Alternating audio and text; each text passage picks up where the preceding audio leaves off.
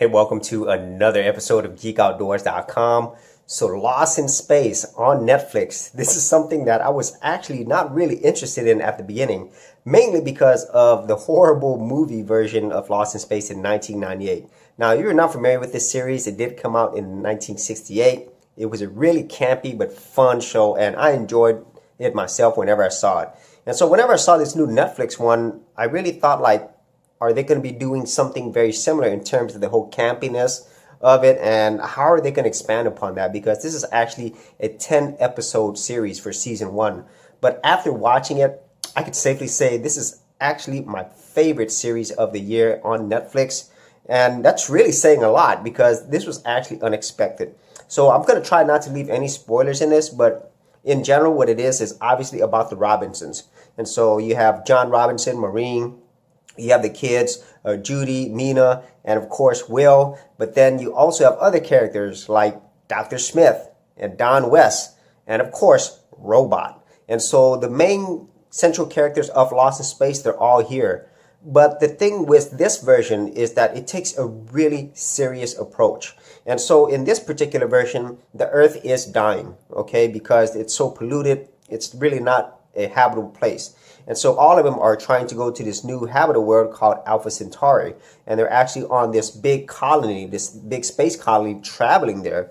And for some reason, they actually get sent to a planet that's like billions of light years away. So they're on this foreign planet. And so this actual colony spaceship, most of it is actually destroyed, okay? And all the colonists actually have to go down to this planet. And that's where we spend pretty much all the movie.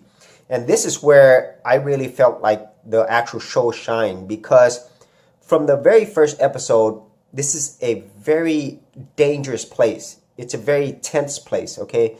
There was always moments of danger everywhere, hence the term Danger Will Robinson.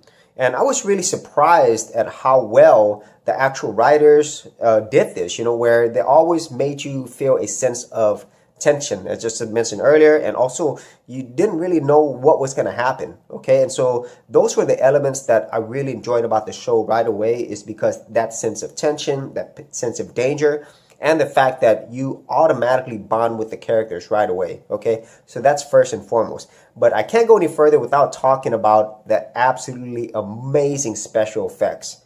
Netflix put a lot of money in this show, and it's all over on the screen. The effects on here are, in my opinion, probably the best that I've seen outside of an actual movie. And in a lot of cases, it looks better than the movie. So I can't say that enough about how beautiful this movie looks, especially when there's so like wide shots and panning shots, okay? And then also the special effects in this movie, they're top notch, okay? And so when they're on this planet, like I said, right away, they will face danger. There's moments where you think some characters will die in the very first episode. And it's not until you meet Robot that things take a different turn.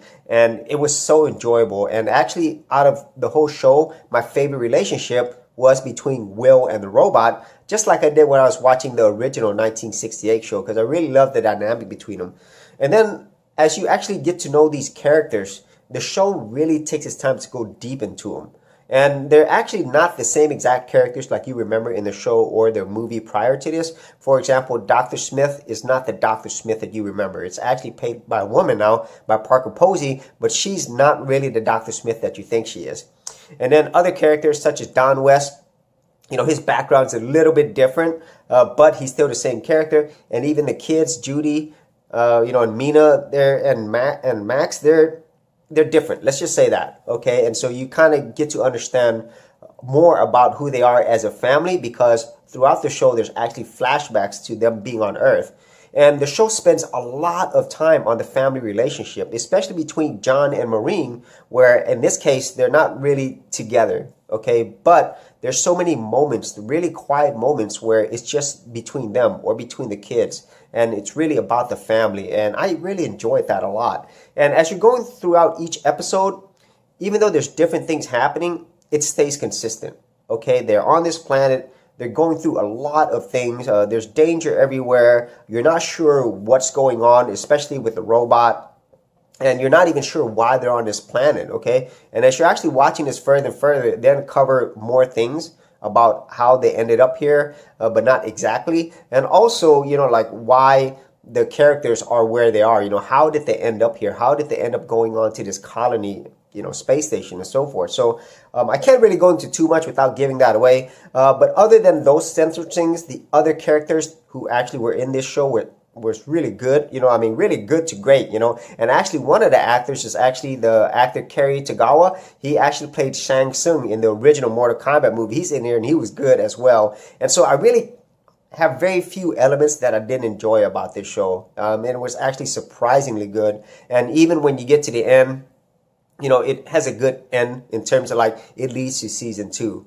Okay, and so there's still a lot of mystery, still a lot of things you don't know, but this very first season did an excellent job of setting everything else, giving you the expectations of what they show about. I love the characters. I really enjoyed the story, and the special effects production quality blew me away. And so if you have not seen Lost in Space on Netflix, I highly recommend that you go check it out. Maybe you'll actually get the same type of feelings that I did when I was watching this. And so if you have seen Lost in Space and you actually have seen the old shows or maybe the movie, I'd like to know some of your thoughts on it as well. Did you enjoy it, or did you think like, maybe it needed some of that campiness, okay? And so if you had any other thoughts on the show or any other movies or shows like this, be sure to leave that in the comments area below. And as always, if you did get value out of these videos, be sure to subscribe. And if you wanted to support my channel further, you could do that at patreon.com/Geek Outdoors.